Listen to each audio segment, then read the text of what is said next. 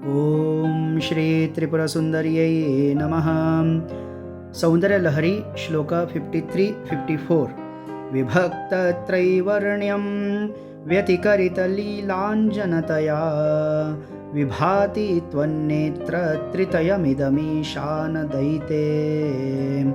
पुनः स्रष्टुं देवान् द्रुहिण हरिरुद्रानुपरतान् रजःसत्त्वं बिभ्रत्तम इति गुणानां त्रयमिव.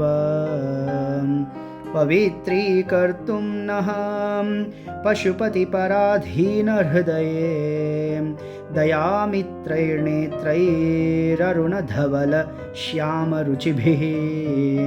न दशोणो गङ्गां तपनतनयेति ध्रुवममुं त्रयाणां तीर्थानाम् उपनयसि सम्भेदमनघम्.